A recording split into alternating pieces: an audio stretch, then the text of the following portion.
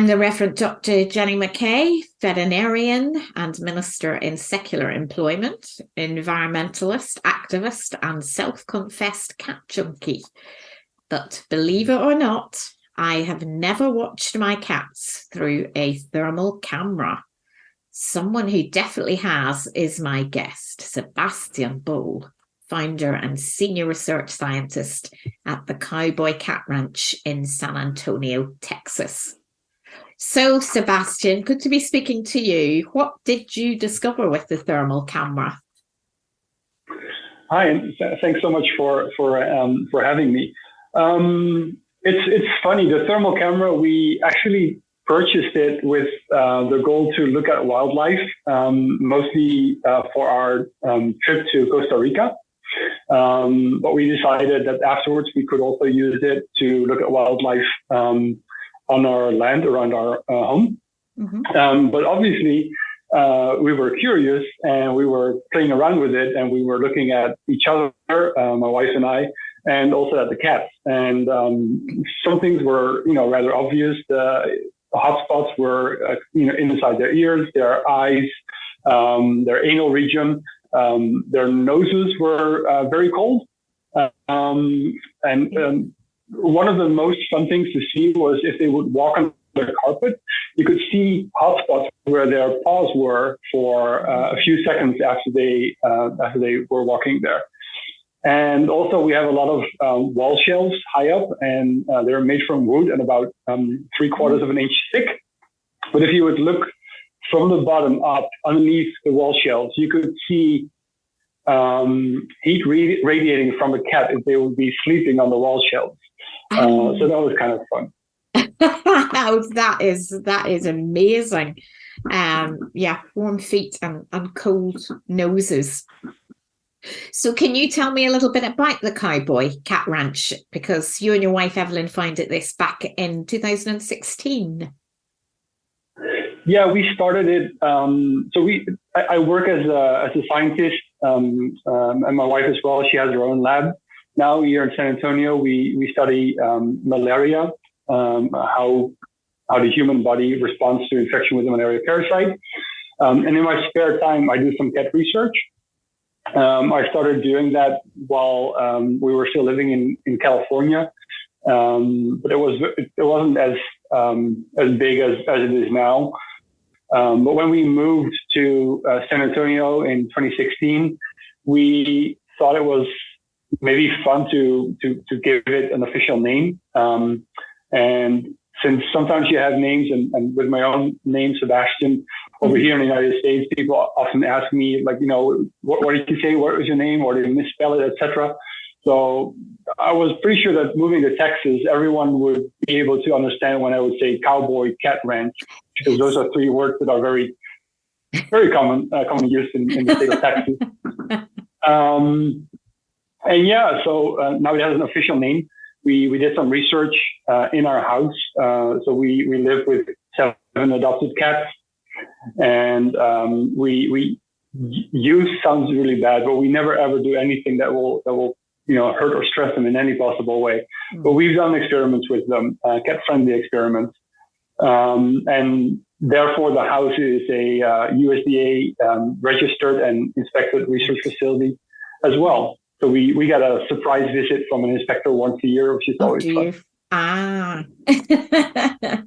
It's always lovely when the inspector is at your house and says, if I die and I have to return as a cat, I would like to come back here. So that's a lovely compliment that we got. It is. You couldn't get a better compliment than that, indeed. Yeah. So could you tell me a little bit about the first cat-friendly study that you conducted at the ranch? Because I know that was looking into domestic cats' responsiveness to certain plant life. And one of the first participants was Cowboy, wasn't it? Of course, who the ranch is named after. Yeah, so that study, we did research in 2016, 2017, it was published. And after that, I wanted to do a quick follow-up study, which wasn't quick, and it was actually very elaborate. But yeah, it started in California. Actually, when we adopted our first cat, and we decided to And this is quite different. I do know in Great Britain and the Netherlands, for example, where I was born and raised, we did decide to keep our cats indoor only. So we wanted to make sure, or I felt obliged to make sure that their indoor environment was very interesting and challenging and not boring, because that would not be fair for the cat. So one of the things that we looked into was obviously catnip. And we gave it to the cats, and we were very hopeful. And we're like, okay, we did something really nice for you, and now we're gonna wait and see you enjoy it. But they just scared at us, and they were like, well, I don't know why you're giving me this leaf or plant material, but I'm not interested at all. So we grew some catnip plants ourselves, and one of the cats really liked sitting in the pot with the soil. But other than that, nothing. So we were very surprised to see that all 5 cats that we had adopted were not interested the slightest bit in the catnip. So there were anecdotal stories on the internet, of course, about other plants that would have a similar effect. And we were curious to see if cats who do not respond to catnip, if they might be interested in or respond to some of those other plants that were mentioned. So that was one of the main goals. And furthermore, we tested a large number of cats, about 100, mostly shelter cats. And we were just curious to see what proportion of cats would enjoy the different plants. So back then we tested 4 different ones. So in addition to catnip, we also tested silvervine, which is the kiwi plant, which I'm sure will also do very well in England or anywhere else in Great Britain. Tatarian honeysuckle and valerian. Okay. And we found that more cats actually enjoyed silvervine than they did catnip, and about 50% or so of the cats really enjoyed Tatarian honeysuckle and valerian. Okay. And indeed, as we were hoping, cats who don't like catnip seem to like some of the other plants a lot, actually. Oh, so yeah, that's interesting, because I've only had one cat in my life that's ever seemed to be interested in catnip. And yet there's this preconception out there, isn't it, that it drives them all wild. But it's interesting what you've said, that some really, really aren't responsive to it at all. Yeah, absolutely. It is a little bit more complicated, because previous studies done in the 60s and 70s, they also reported that about 2 out of 3 cats seem to like catnip, and clearly about 30% or so not. So the 5 cats that we were living with back in California, and we still live with them, we didn't leave them there when we moved. They now, like years later, after they were exposed to some of the other plants, they now do respond to catnip. Oh, really? So my hypothesis is, and this is very difficult to test, and we haven't tried testing it yet, but that it might be something that can be acquired, or that something needs to be stimulated. But after they were exposed to the silvervine, particularly, it seems, because at first they were also not interested in Tatarian honeysuckle, they seem to now they do respond. And out of the 100 cats that we tested back in California, we included our 5 cats, obviously. Those were the ones who were exposed to catnip more than any of the other ones, right? So if you would only give it to them 3 or 4 times, there's always a chance that they were just not feeling well that day, or they had a cold or something like that. But these guys were exposed to it more than any of the other ones. So, and indeed, as you mentioned, one of the shelter cats in the show, we went to 2 shelters. One of them was called Room 8. There was an old black cat. He was very thin, very sweet. Every time I walked into that room, he would be the first one to greet me, and if I would sit down, he would, come to my lap. He was demanding his cuddles, and I fell in love with every cat over there, to be honest. But he was extra special, and his name was Cowboy, and we considered adopting him, but we thought that taking him out of his comfortable, familiar environment at his age, being already very sick, and then being in a car for 16 to 20 hours. May not have been the best thing for him. And then shortly after we arrived in San Antonio, we heard that he passed away. So that was the it was the right, it was the right decision, wasn't it? Yeah. So then in memory of him, we decided to call our place Cowboy Cat Ranch, also because it's a ranch style house. So we thought it made a lot of sense. Okay. So the name's influenced by those couple of cats, really. Oh. Yeah, particularly by Cowboy, yeah. Mm-hmm. And at the moment, you've got 7 lovely rescue cats, haven't you? Now, let me see if I can get their names right. Is it Aguaberry, Zappa, Flinder, Ollie, Namibia Pumpkin, and Harvey. And they all seem to get on very, very well. Can you tell me a little bit about the process of introducing a new cat into the house and your experiences? Yeah, well, so we started off with adopting 2 cats, Zappa and Eggerberry. Eggerberry was named after Pete Eggerberry, someone who lived in Death Valley, California. He made a trail to a viewing point, and he referred to it as Eggerberry Point, which is where we went with our mountain bikes and enjoyed the scenery. So Eggerberry and Zappa, named after Frank Zappa.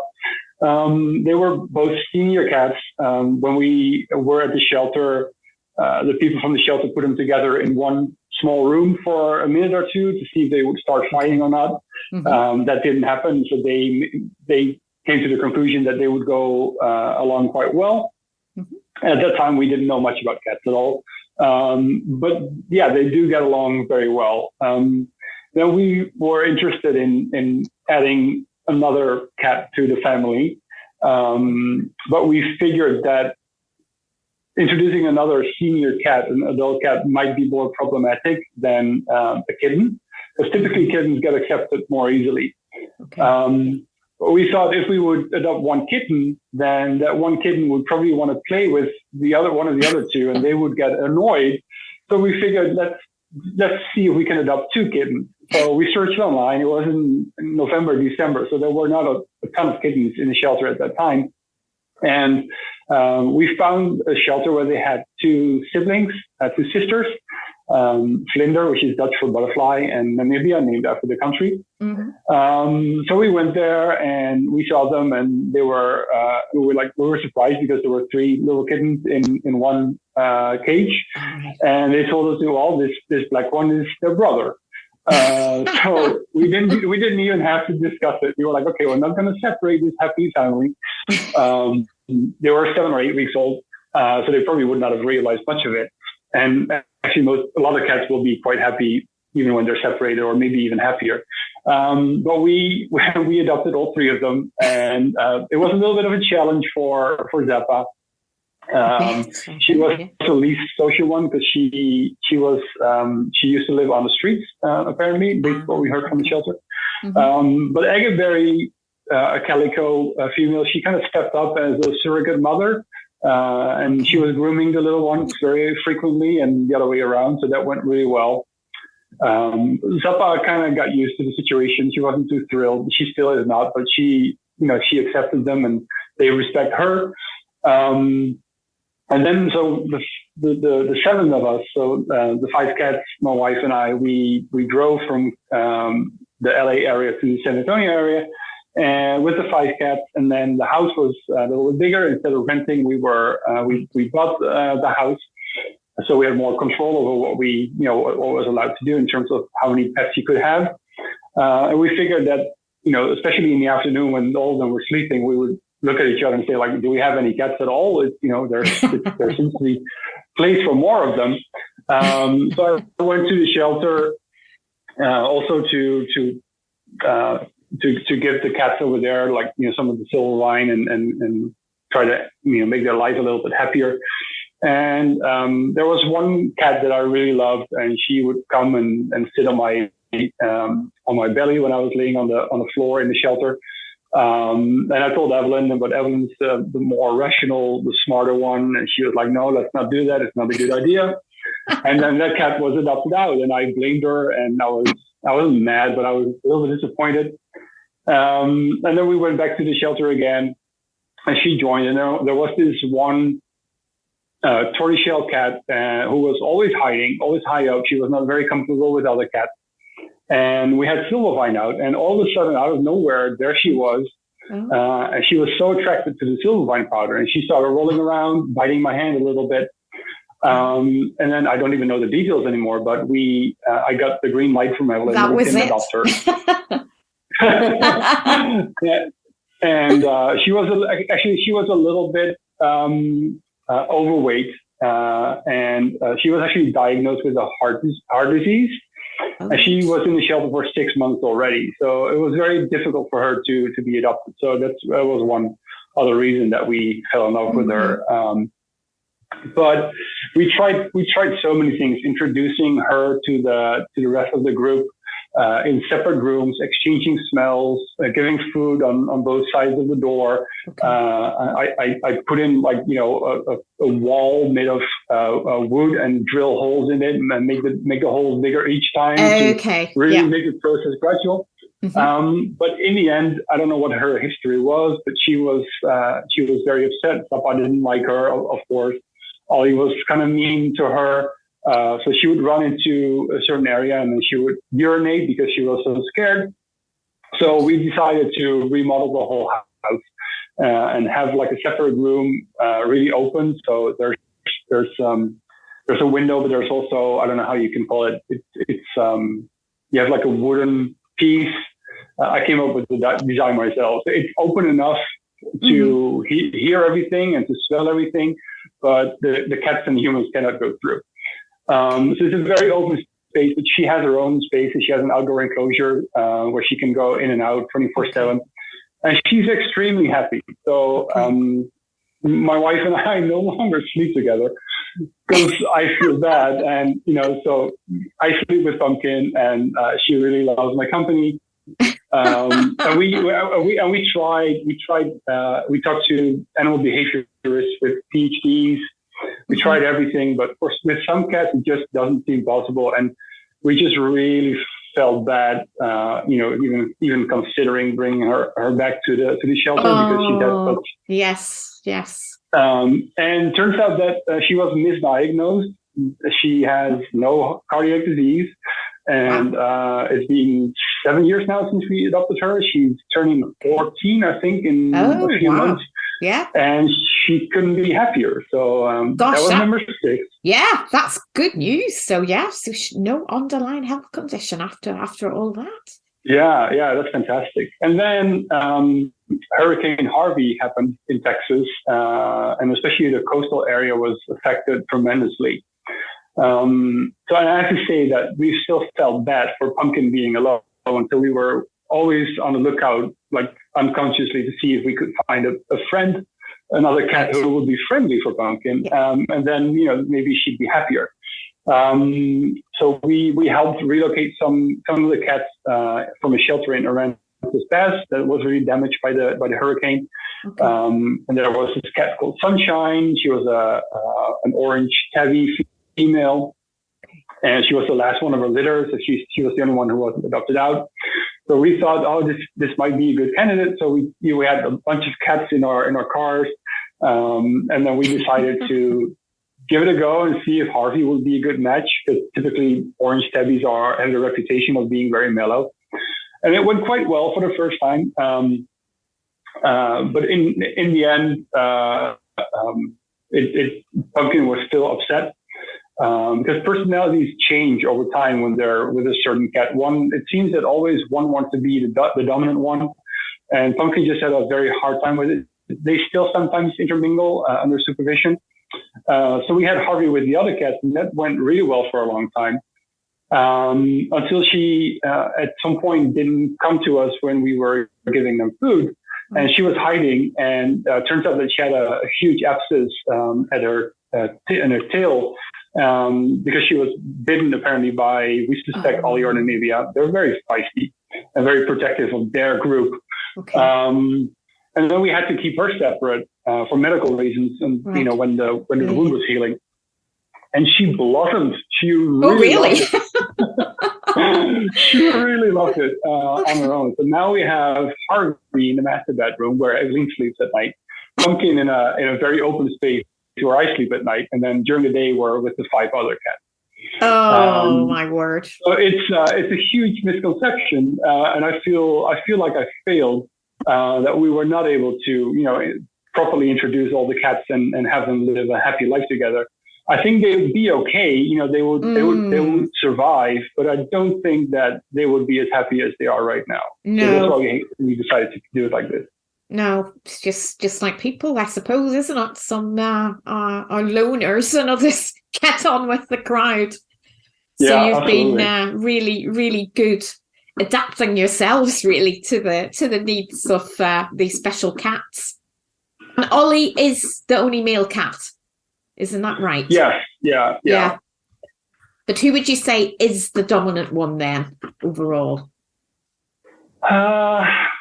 Ollie tries, but he's a weird boy because if there's sometimes there's a coyote or something outside of the outdoor enclosure, and then he's the first one to come run back inside, and his sisters are fiercely defending their territory. But he tries. I think it's he often tries to jump on other cats, even though they're all sterilized. Right. And I think that's what male cats do. So they clearly don't like it, and he tries to bite them in the neck. Mm-hmm. That's also what they do when they want to mate. But in the end, if Zappa just stops and hisses at him, he's like, "Oh, sorry," and he lays down, being submissive. So I think that surprisingly, I think Zappa and Eggeberry are probably the ones who are running the show. Okay. So with all these cats, I presume that you were brought up with cats in the Netherlands? No, actually not. I wasn't.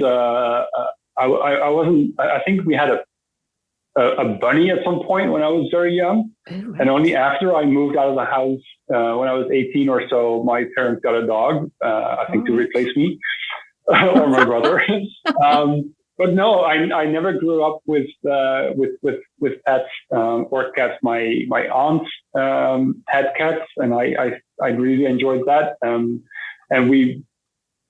before we moved to the United States, I lived with my now wife, and there were 2 cats from a couple of houses down the road who would visit us frequently. So at some point, they kind of felt like they were our cats. Oh, okay. But no, we were, and I still remember the day when we adopted the cats, and looking back at it now, how shockingly little we knew about cats at the time. Yeah. So fairly recent cat converts. Yeah. I know. I had a cat when I was growing up. When I was 4, this cat Snowy, who went on until she was 18. Oh, and wow. then I've gathered up various cats along the way. So now I've just got 3. But they're amazing animals. So you and I definitely agree on that. Is that the maximum you had? Is that the maximum number you have had? 3. Yeah, 3 is the total. And I haven't had any more than 2. But actually one of these cats was quite ill. She had intestinal lymphoma. So she was put on chemotherapy, and I thought she wasn't going to survive this. So I got a 3rd cat in anticipation of this poor one's demise. But she actually flourished. So she's doing fine. So I've got 3 cats now. And they get along well. Which is lovely. They've all got different territories in the house, really. Yeah. They tolerate each other, I would say. Yeah. Individual characters, yeah.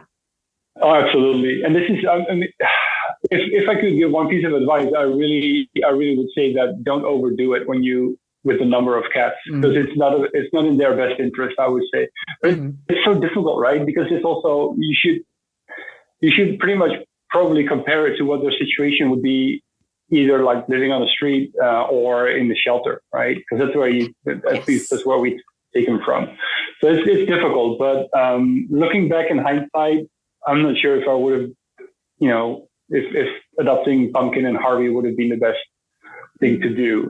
Clearly, if they would have gone gotten along together well, for sure. Yeah. I wish we could have adopted a mother cat with 7 or 8 children. That would have been lovely. That's right. They would all definitely go on there. Yeah. So you've obviously got these domestic cats, but you've also got plans to study wildcats, don't you, in Texas at the Government Canyon? So what were you hoping to learn from that research? Yeah, so with the research that I've been doing with the olfactory enrichment, so the plants that cats smell and make them happy. We actually also tested those on big cats, like lions and tigers and bobcats, for example. Yeah. And they're fantastic animals. And I don't exactly know how, but I got in touch with an organization in California, the Felidae Conservation Fund. Okay. And they do research on the territory, like where do mountain lions or pumas and bobcats and other wildcats live, and how is their habitat affected by humans. Mm-hmm. And I spoke to them, and we're trying to set up something similar in Texas, because there's just not a lot of research that's being done, and people claim that the ocelot or jaguaruni, for example, no longer live here. They used to, but there just hasn't been a good inventarization of what kind of wildcats still are in Texas. So we're working on trying to look at certain like state parks, protected habitats, and see if we can observe some of those cats, and then over time maybe see how, because those are one of the locations is more in the middle of nowhere, and the other one is just outside of San Antonio, which is expanding a lot. Okay. So just trying to get an idea of which cats are there, and then see how the pressure from the growing city is affecting their habitat, and if they, what they have, if that would be enough to keep the population there or not, and then see what we can possibly do to make sure they can stay there. Yeah, so it's in common with lots of other wildcats, isn't it? Their environment is just disappearing due to people, or due to climate change. Yeah, exactly. And this actually, I'm just going to mention this. So I saw your Twitter page yesterday or the day before. It was just after you had that conversation about, do animals go to heaven? And I had to think about that when I was taking a shower the other day. And I was like, well, the way I would like to see it actually is that the non-human animals would be the gatekeepers. And then they would be, you'd see like, 4,500 pigs, and you would go to heaven, and the pigs would be like, well, you ate us and it wasn't really necessary. And you see this polar bear, and they're like, well, because you had to fly to Asia for your vacation every year, knowing that it would affect my habitat, right? So that would be, I would love to see that the non-human animals would be the gatekeepers, and then based on your actions on Earth, they would decide if you would be allowed in or not. That's very, very interesting. Yes, I had that discussion just last night actually with some people, and we were all animal lovers, of course. So I think the general conclusion was that they probably did go to heaven. But I like that one about, yes, them being the gatekeepers, and like, animals that are extinct, like the dodo. Will the dodo be there, presumably? Yeah. And it could be saying, it's probably already there. Yeah. And it will be saying, look what you did to me. I'm afraid you're not getting in.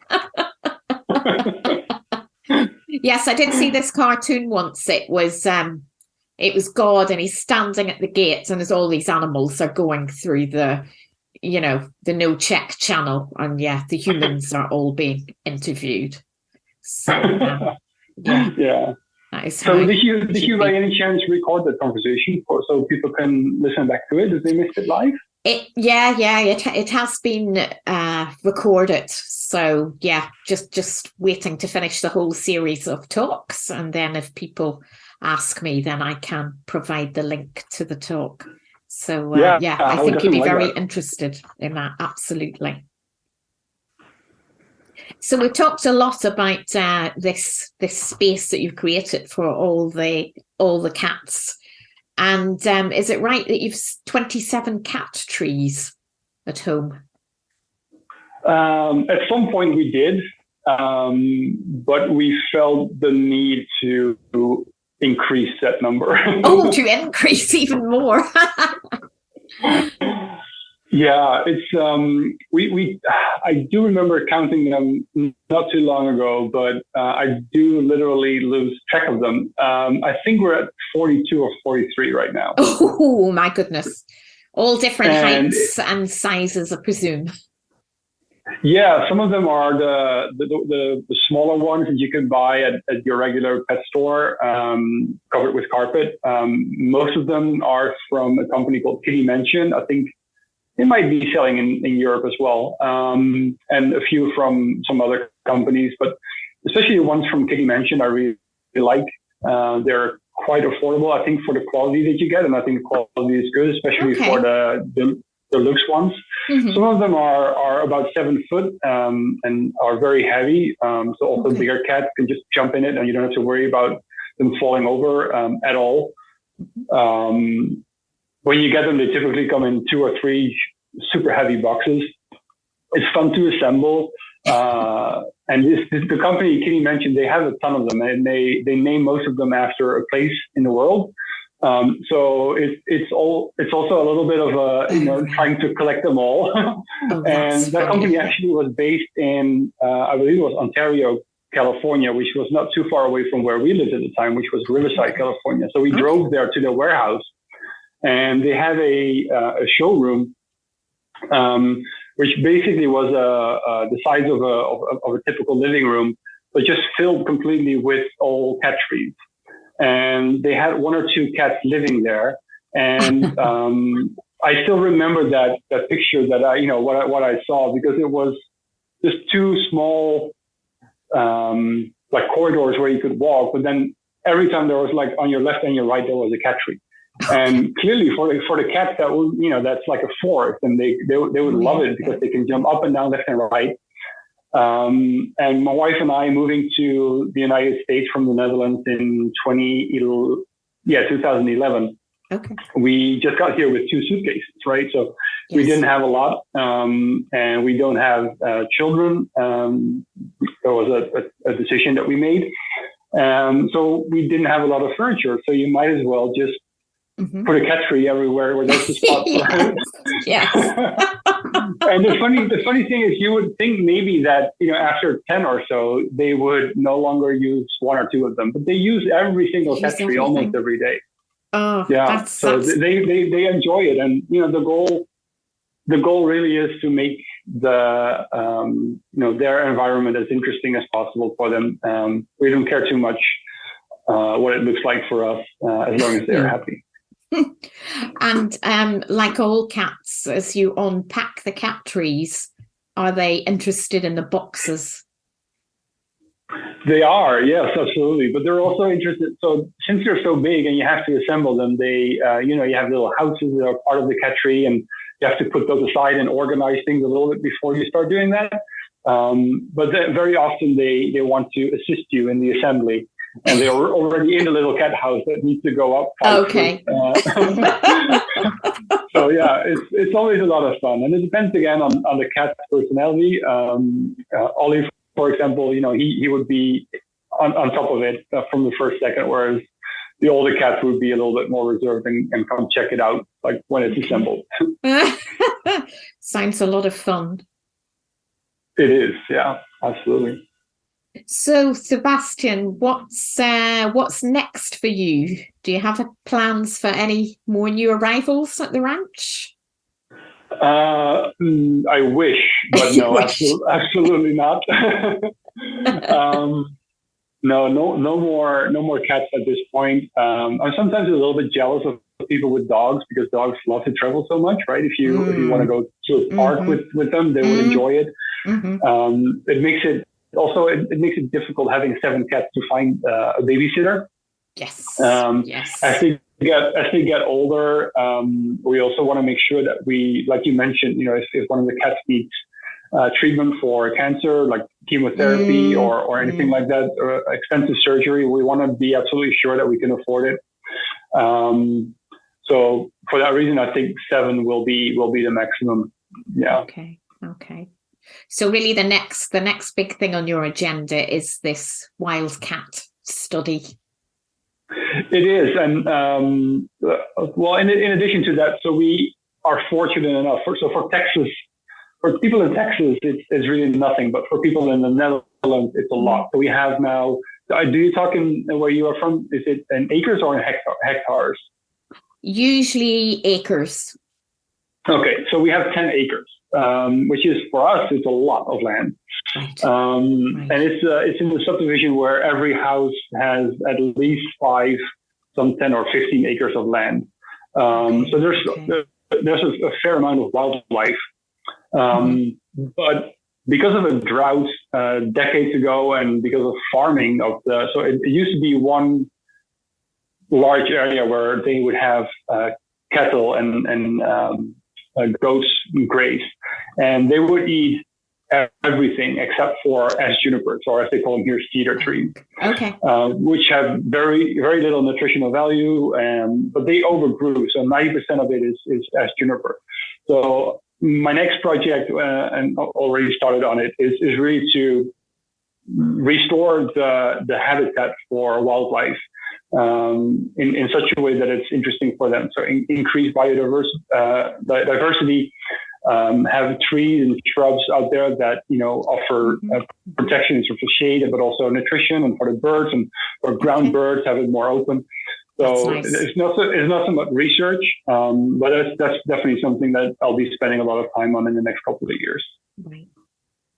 And I guess you don't go back that often then to the Netherlands. I don't, and my mother is very upset about that. But no, the last time I've been back was about 10 years ago or so. Right.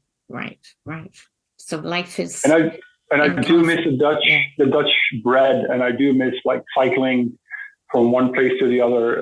Because Texas is so car dominated. It's almost ridiculous if you go on a bike here. Yes. But yeah.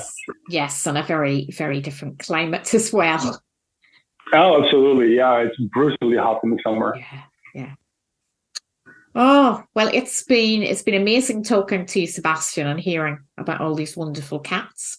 So I'm sure the listeners will have learned a lot, and if they want to follow you, they can of course see you on Twitter. But I'm very pleased to find somebody who's just as involved and thrilled with cats as I am. I've got 3, you've got 7. That's amazing. Sounds like heaven to me. So thank you very much. Maybe I will get a thermal camera to look at my cats in the future. It's fun, absolutely. And I just want to mention that if some of the listeners are interested in trying to give their cats vegetarian honeysuckle wood, I can help them. I know of a company who recently started to import the wood I think they're located in England. And if you are interested in getting some free silvervine leaf samples, yes, I can provide you with that. I can definitely send it to you for free, no problem. But depending on the number of requests, you can always send me a self-addressed envelope. And then I can fill it with dried silvervine leaves, which we have growing where we live. And then you can give it to your cats, and hopefully they'll enjoy it. Oh, fantastic. I'll definitely take you up on that. Well, thank you very much again. Thank you for having me.